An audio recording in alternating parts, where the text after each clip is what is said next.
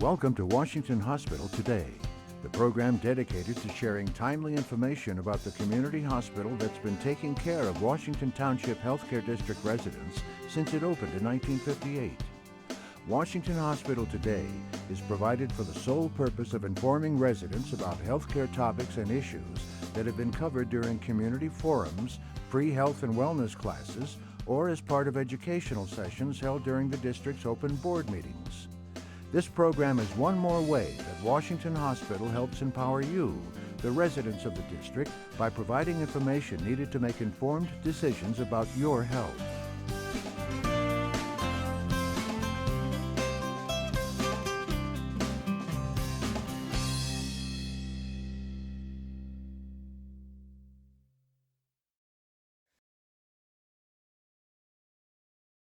Today's presenters are Dr. Daniel Sweeney and Dr. Kadeer Halimi. Dr. Sweeney earned his Bachelor of Arts in History degree from the College of Holy Cross in Worcester, Massachusetts. He earned his Master's of Science in Biology degree from the University of Texas in El Paso, Texas. Dr. Sweeney attended medical school at the University of Texas Southwestern in Dallas, Texas. His postgraduate training is in infectious disease and critical care.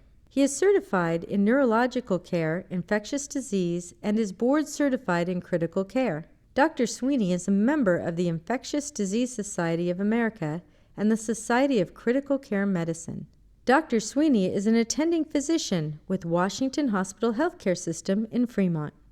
Dr. Halimi completed his undergraduate work at the University of California, Davis. He attended medical school at Western University of Health Sciences College of Osteopathic Medicine in Pomona, California.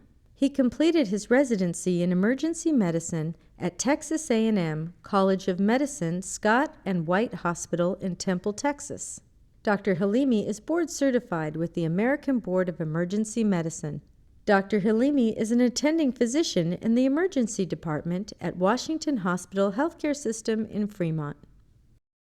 Here at Washington Hospital, there's been a great deal of resources committed to sepsis and treating sepsis and educating the public on talks like this, sending our physicians to conferences, holding physician-specific speakers, and having Dr. Aquili's been a great champion for holding Critical Care Week. We'll bring in national speakers and who are renowned in sepsis to the hospital for the medical staff and also for the community. So she shares a lot of our success, and she's part of our success. And I truly think that between Dr. Aquili and Katie, the success has been tremendous, and they're due a lot of credit. So I want to thank them in the beginning. So our program consists of it's basically a multidisciplinary team, including the medical staff, nursing, respiratory therapists, pharmacists, case managers, and of course our nurses on all the different floors, including the emergency department, ICU, of course our intensivists as well. Going back to that slide, our goal when we initially started our sepsis program was to reduce our sepsis mortality by 25%, and I'm here to tell you that we've done better than that, depending on the quarter you look at, but we've done such tremendous jobs that when we compare our hospital to other hospitals, our numbers are comparable, if not better.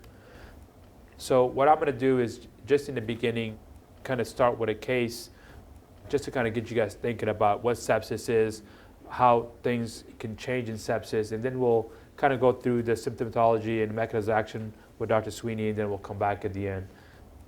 Just imagine for a moment that you've been sick, maybe for about a week or so. You have some abdominal cramping, some flank pain, which is just pain on the side of your back.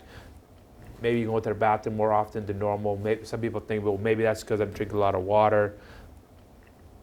You have a little different smell to your urine. Your body starts to ache. You're just not feeling well. This is something that a lot of people in this room and a lot of people in general can feel at any time. So, the next day you're not getting better. Your pain is getting worse. Your fever grows higher despite you trying to take some Tylenol or Motrin that you may have at home. You're just not feeling well. You feel dizzy. And it's basically after hours, you call the advice nurse for your primary care provider, and he or she says, you know what, feeling that bad, just go ahead and go to the emergency department. So you're not feeling well to drive, so you ask a loved one to say, hey, I'm not feeling too well, do you mind taking me to the emergency department? So you present to the emergency department, and the triage nurse promptly sees you. They do a vital sign, temperature is 103.4, which obviously is elevated. Your blood pressure is 80/50, which is low. You have an elevated heart rate, and your respiratory rate, which usually is between 18 and 20, is at 30, meaning it's elevated. You're promptly taken into a room, given your vital signs. The physician sees you, orders appropriate tests, which includes WBC, which is white blood cell count, which is 21,000. Again, that's being elevated for those in the room that are not familiar with our tests. Normal being 13,000 or lower. And they order urine, which shows white cells, bacteria. And we do what's called a serum lactate, which is something Dr. Sweeney will talk about, which is a marker that we look for, one of the markers we look for in sepsis and septic patients. So after seeing you, the physician orders treatments, which usually includes IV fluids, antibiotics, in a continuous cardiac monitoring. He or she may have added a central line or arterial line in an attempt to stabilize you. And if I'm working, the next thing I do is I call my partner, Dr. Sweeney, and transfer him to the ICU. So at this point, I'm going to have Dr. Sweeney take over, and then I'll come back towards the end. So now you've been transferred to the ICU, and this may come as a shock to people in the room, but at this point, your mortality rate, your chance of dying, is anywhere between basically 20 and 50%, depending on some of the other details of your condition. So it's fairly significant, I think we would all agree. So let's go over some of the facts of sepsis. First of all, I think this is probably fairly unknown to the room when people start asking themselves what are the most common causes for why people die in the United States. I don't think sepsis comes to most people's mind, but there it is, the 11th most common cause. The other thing to keep in mind is that sepsis rates are increasing. And there's probably a number of good reasons for this. As the population ages, that's certainly a risk factor for developing sepsis, and we'll go over some of these risk factors. As we see patients with more and more chronic illness, people are getting more and more invasive procedures, there's more immunosuppressive drugs, more patients receiving chemotherapy, organ transplantation is more common. There's also increased antibiotic resistance in the community. And finally, maybe the reason we're seeing more cases of sepsis is we're just looking harder. And that may explain why we happen to enumerate more cases. So the rates are increasing. It shouldn't come as any surprise to anyone in the room. Sepsis, like so many things in medicine, is expensive, and it's been estimated that sepsis costs the United States about $17 billion a year. For some good news, I'm showing you some slightly old data, but it's sort of the classic data in the field. And the good news is more people are surviving who are who are suffering from sepsis, and that's what this graph is showing you over time. So, but that good news has to be sort of couched in the bad news, which is as more people survive, more people are surviving with complications of sepsis. And what are some of those complications? Well, you can have permanent end organ injury, kidney injury resulting in requiring dialysis. Your lung injury can be such that you're no longer able to breathe on your own and you need to have a machine help you, and in which case you'll have surgically have a breathing tube placed through your neck. We call that tracheostomy. In general, if you've been lying in bed for 1 to 2 weeks with any kind of medical condition, let alone sepsis, you're going to come out the other end deconditioned, okay? And then finally, your risk, if you've had an episode of sepsis, your risk of dying during the next 5 years is increased in comparison to someone who doesn't. Now that may be just a measure of the fact that you had some sort of chronic illness that led you to be at a greater risk of being septic, but at the end of the day, your chances of survival after surviving an episode of sepsis are certainly different than somebody who never experienced sepsis. So what is sepsis? So the word sepsis comes from the Greek for decaying or to rotten. It's an illness that affects all parts of the body, and it occurs in response to an infection and can quickly become life-threatening. It's not fully understood, the whole pathogenesis of sepsis, but it's believed to be a function of overwhelming, and this I think is really key, dysregulated immune response to an infection. And I think whenever I try to explain sepsis to my family members, I always begin with sort of the military analogy, which is you can almost think of sepsis as friendly fire.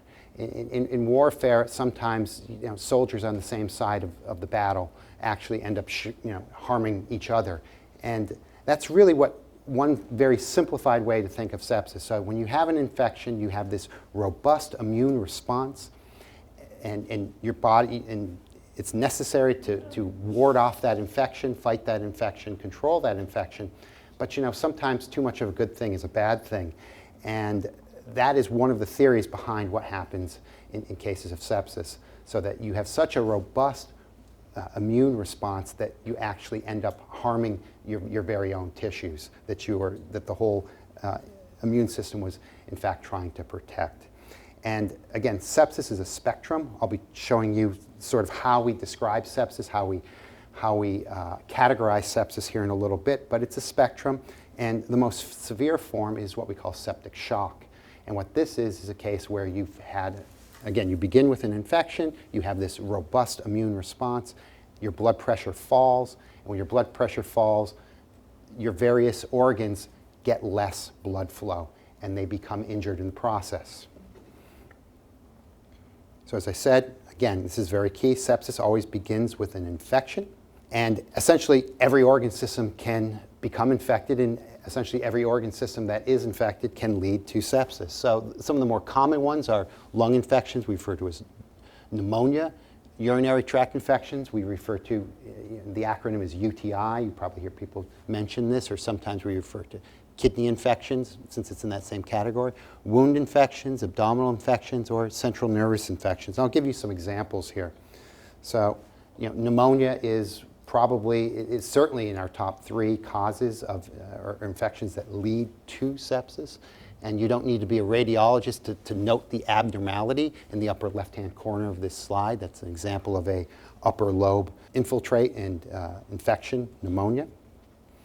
You can have a soft tissue infection, and as you look at this person's limb, you should notice, we classically speak of rubor, color, so we're looking at the fact that this is red. If you were to touch this, it would be warm to touch. It's an example of a skin or soft tissue infection. And the fluid that basically bathes your brain, the fluid that surrounds your brain sometimes can become infected. This is a Gram stain. So we're looking at under the microscope at the fluid that we've sampled from a patient, and you see all those little those blue little beads on a chain. It's an example of somebody whose fluid surrounding their brain is infected, and this is meningitis. So how do we categorize or approach sepsis? Well, I'm going to show you 2 different sort of models. We'll start with this Venn diagram, and what you see is that there are people who are infected, but not everybody who is infected has sepsis. And other people have something called SIRS, okay? And what SIRS is it's a constellation of symptoms. It stands for Systemic Inflammatory Response Syndrome. And in order to meet SIRS criteria, you have to have 2 of the 4 following. You have to have either an elevated temperature, elevated heart rate, elevated respiratory rate, or a high white count. And so, the criticism of this SIRS tool that we sometimes use is, as I ran over here to this lecture, I met SIRS criteria. Okay, so it's not a great tool, but when we see patients who look like they've run over here, but they haven't been running, that sort of piques our curiosity and concern that they may in fact be infected. So when you have somebody who's infected and they have these SIRS-like symptoms, and then you can go on to prove that they have an infection, well, those people are septic. And then I'll show you on the next slide, the continuum of severe sepsis. So this is a sort of a classic diagram that is helpful in terms of explaining sepsis. So you sort of start at the bottom. So sepsis, again, you've got the systemic inflammatory response syndrome, which, as you can see here, you have to have 2 of these 4 features, and that makes us suspicious that you're septic. At that point, your crude mortality is about 15%.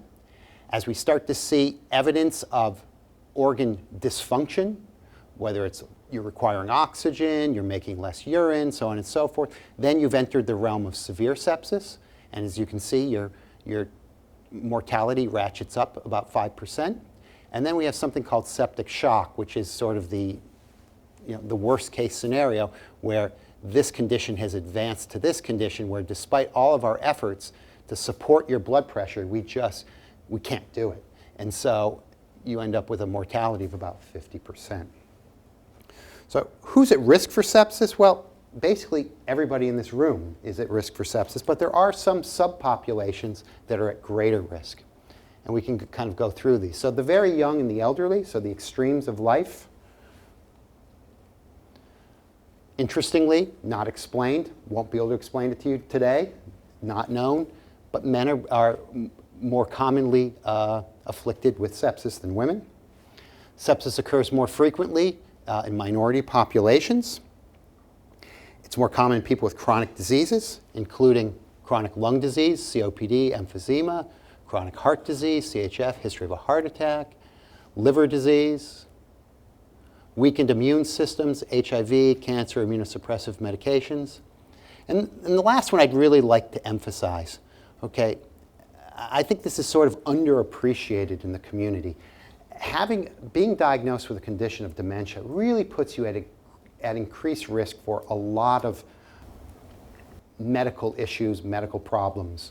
And it's no different with sepsis, okay? So oftentimes I find myself in the middle of the night explaining, a patient will be brought in to me and Dr. Halimi, and the family will be in shock, surprised, concerned, worried about their loved one, and they'll tell you that they had this that their loved one had a diagnosis of dementia. But you get the feeling that the folks in the community don't understand that having the diagnosis of dementia is a huge risk factor for having a very rocky course in a number of diseases, including sepsis. And I just want to keep that in mind. So there's been a number of high-profile cases of sepsis in the community. Again, I'm highlighting here the young and the old, or the older. And I don't know, Rory Staunton has been in the popular press a few years. I don't know if anybody remembers this case. It was an Irish-American kid in, I believe it was Queens, who presented to the ER with a scratch. He had injured himself on the playground, and he was sent out of the ER, and he came back later that night, and he was in full-blown sepsis, and he subsequently died. And basically the family was very progressive and rallied around their son's tragic story to essentially push politicians and push healthcare policy in the state of New York. So that's Rory Staunton. And then, we've got Jim Henson here to sort of show that, yes, it's the young, the older, and then everybody in between, okay, can be at risk, including very nice guys, can be at risk for sepsis.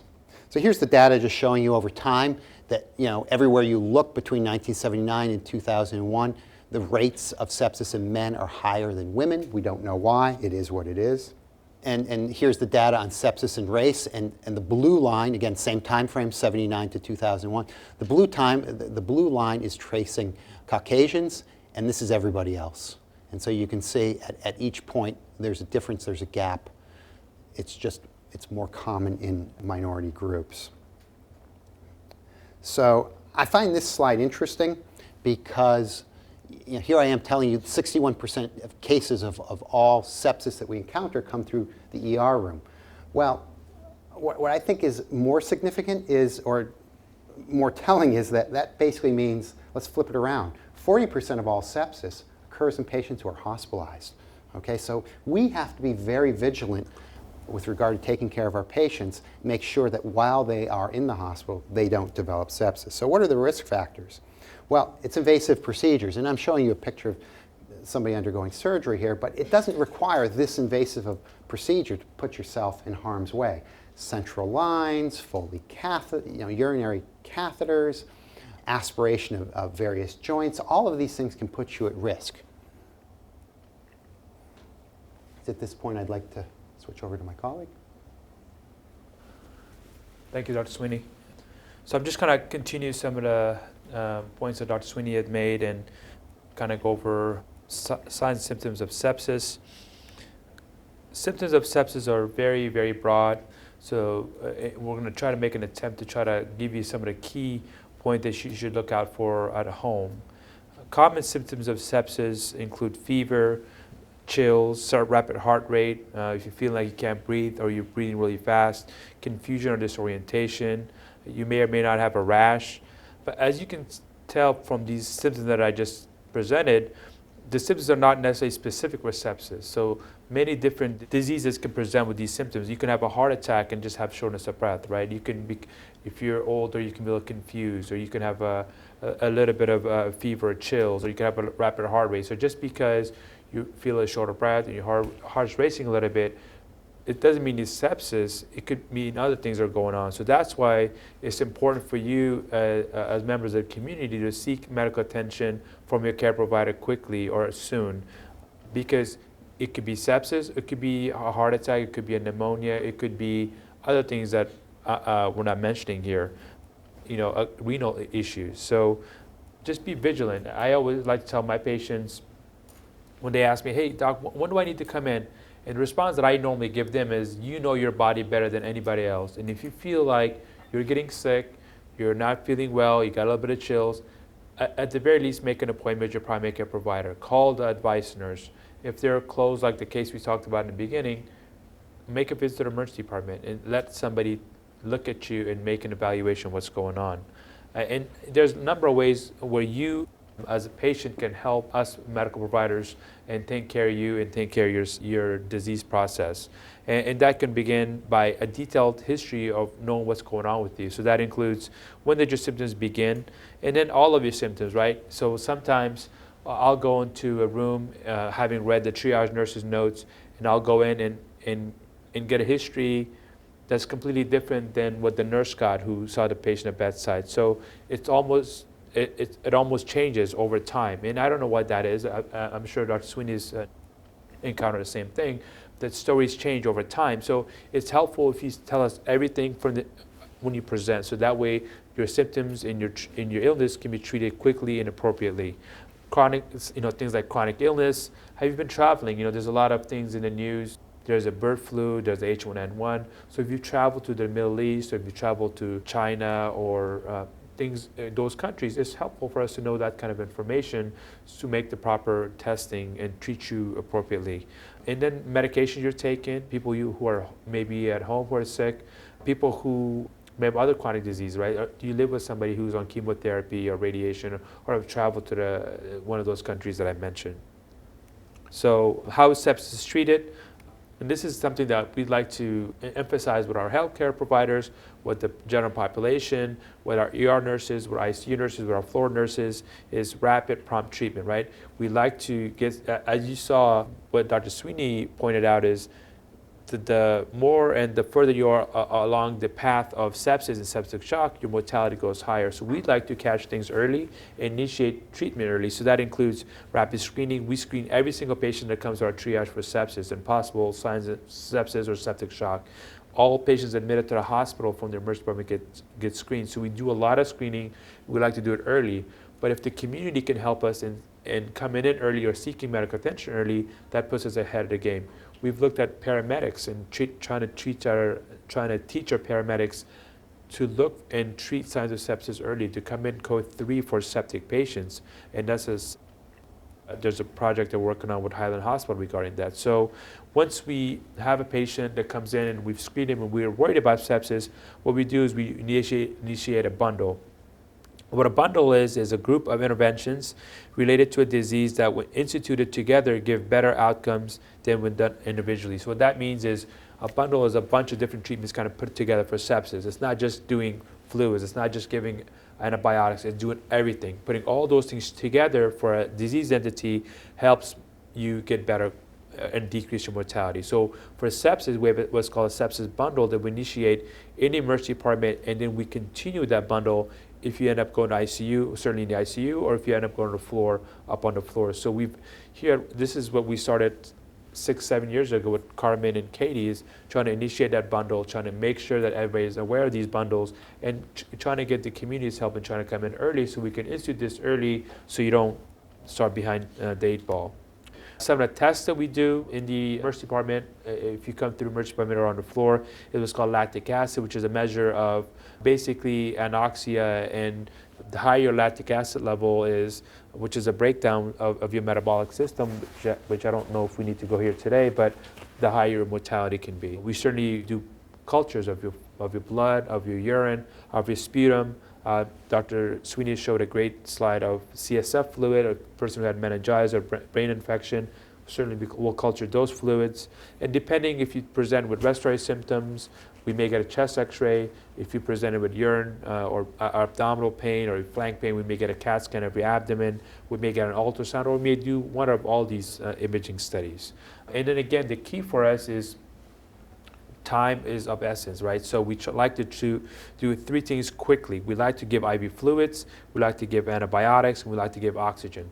Those are the top three things that we like to institute in the emergency department or in the hospital as fast as we can, because the quicker we do these things, the better your chance is going to be to walk out of the hospital, right? And then depending on once you're admitted to the hospital, you may be intubated and put on a machine. You may be on hemodialysis if your kidney starts shutting down. You may have to have surgical procedures. If you have a skin infection or an abscess that needs to be drained, we'll call our colleagues from surgery department and say, help us get rid of some of this infection. So depending what your symptoms are, what your source of infection is, you may have different modalities of treatment. As we mentioned, fluids we give to hydrate the patient, to bring the blood pressure up so we can get the patient more stabilized. Of course, antibiotics we talked about. We like to get antibiotics in within 3 hours in the emergency department of presentation, but as soon as possible, right? So if you present right away, we treat you or we diagnose you with sepsis, we don't wait for 3 hours. We try to get that fluids, antibiotics in as soon as possible. And certainly if you don't get better, like I mentioned, we'll put you on a ventilator, or we may get a tube down your chest and have our folks from respiratory therapy help us. Mechanical ventilation, like I mentioned, you may be on, end up on there. You may end up being on hemodialysis. Next slide I'll go through quickly, but this is basically a patient who came in with a skin infection that progressively got worse, and we had to call our colleagues from surgery to get rid of their infection or cut out the parts that we think are infected. So the key for us, not only is it early detection, but prevention, right? We don't want you to have to come into the emergency department. We don't want you to have to leave your house or seek medical attention. And the best way to do that is, just the basics that you guys have heard over and over again. Get vaccinated. Please get the flu shot every year. Get the pneumococcal vaccine at least once if you're age 65, if you have risk factors, and then if you have risk factors 5 years thereafter. Cover your cough, right? So the reason during the winter more folks get infected is not because of the cold weather or the temperatures, because in cold weather people tend to stay closer together, right, and stay more indoors as opposed to outdoors, and you're coughing all the time, so you tend to spread through air droplets. So cover your cough, please. Wash your hands. That goes for the general population as does in the hospital. We as providers have to wash our hands and be very careful not to pass patient to patient, but also in the general population from family member to family member or coworker to coworker.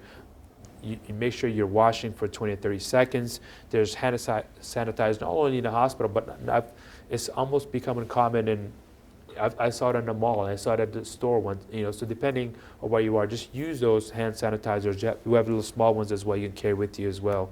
Staying healthy, of course, helps. Exercise, eat well, fruits and vegetables. Of course, coming to talks like this is to me is almost like prevention, knowing your symptoms and knowing what to look for, rapid diagnosis and certainly rapid treatment. Here at Washington Hospital, we're trying to build awareness through education. Again, we screen all patients in triage. We screen all patients at the time of admission to the hospital. We have bundles that we've initiated, and we're really trying to save lives through better sepsis care.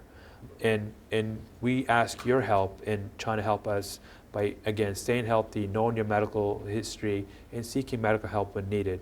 At this point, I'm going to ask my colleague, Dr. Sweeney, to come up, and we're going to try to do some case studies. Let me just sort of put an umbrella over this. There's at least one study out there that shows that when physicians are afflicted with sepsis, they have better outcomes than the general population.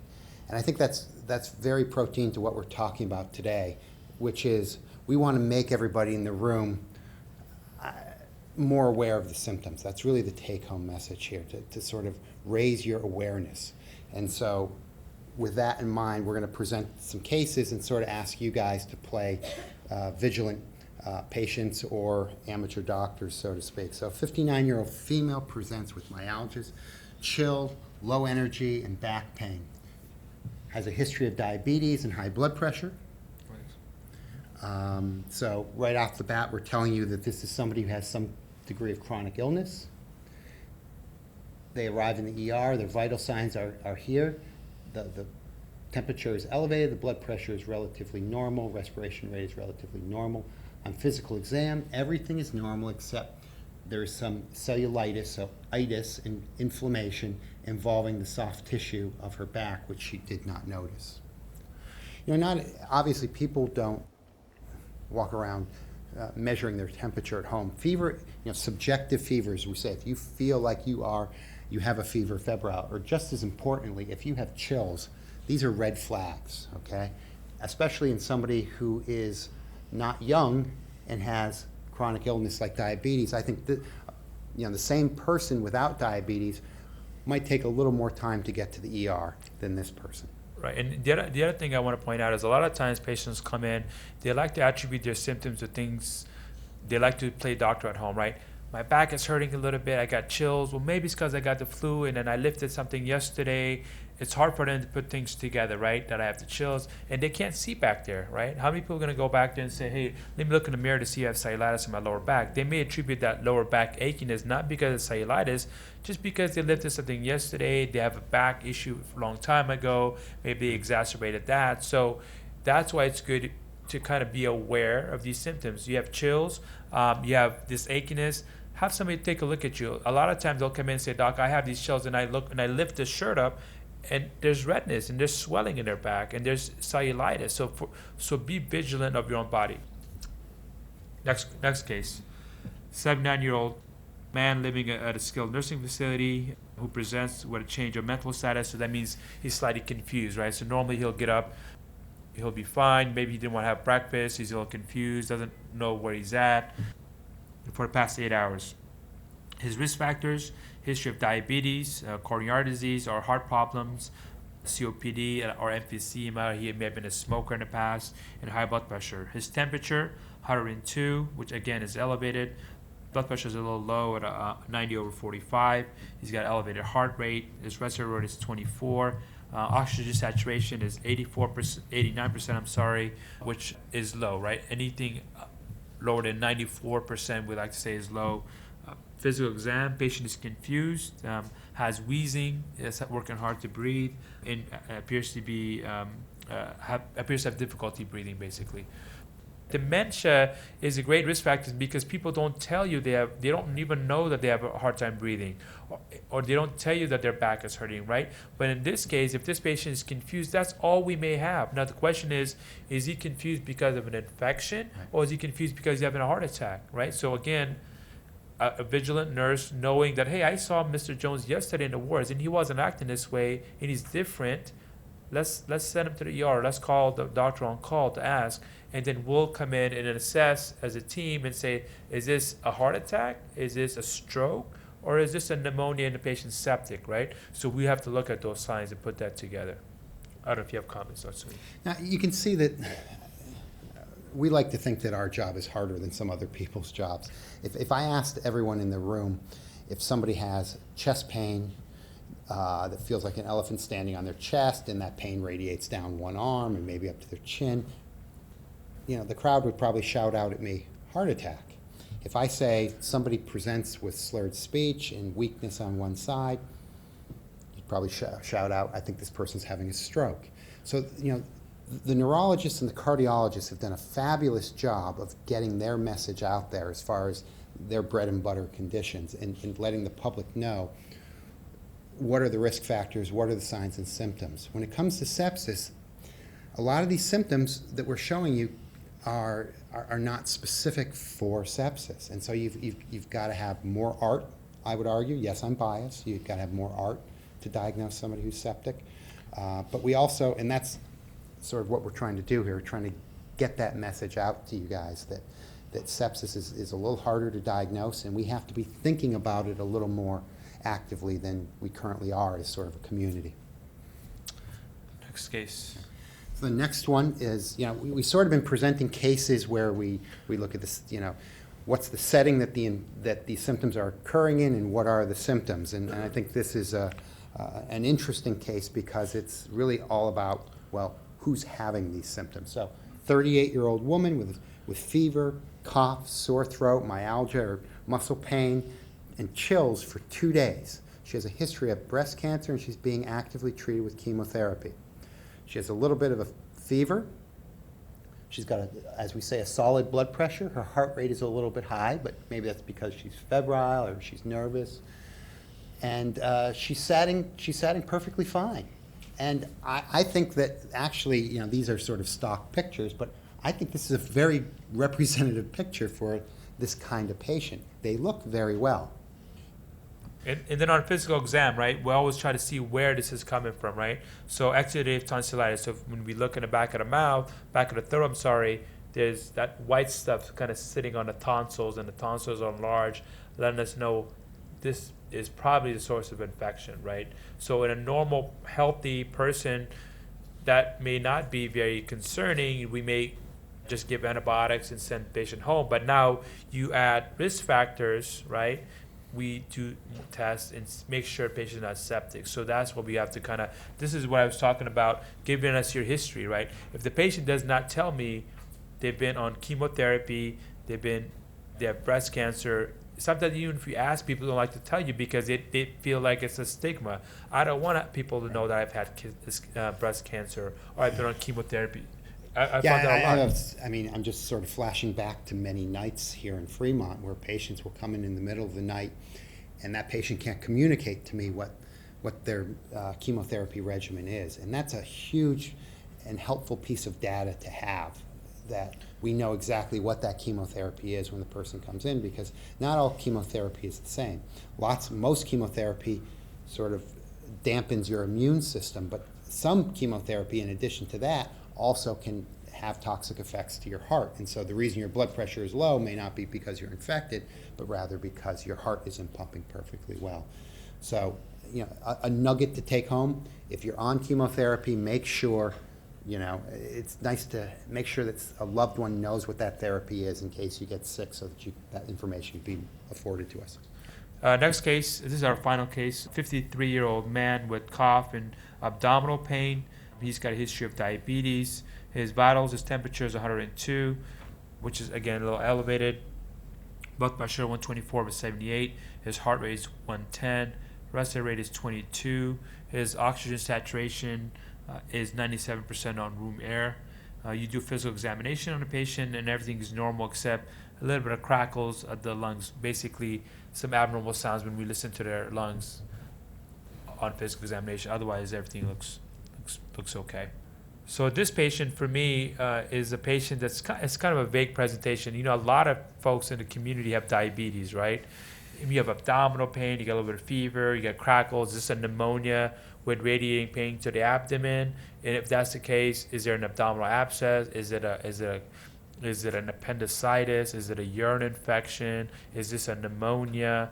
Is this a gallbladder? So you kind of have to look at a whole picture, right? So somebody like this, to me, is a typical patient that comes in, and you have to be very vigilant. And this is somebody more for the audience than it is for me to know that, hey, you may have one or some or none of these risk factors or symptoms, but again, be vigilant. You know your body better than anybody else, and please be vigilant, and please seek medical attention whenever you think you may need to. And I don't know what. So when we were putting this case together, we sort of thought of this slide as a patient who could just as easily be presenting with a heart condition. Right. And so this is these are sort of the cases that we find ourselves debating, arguing, whatever term you'd like to use at 2 o'clock in the morning, as to what's really going on with this patient. We oftentimes end up looking for more information regarding a variety of possible diagnoses, and oftentimes treating multiple diagnoses at the same time empirically. Right. I want to take this time to thank Dr. Sweeney and Dr. Halimi for a very informative presentation.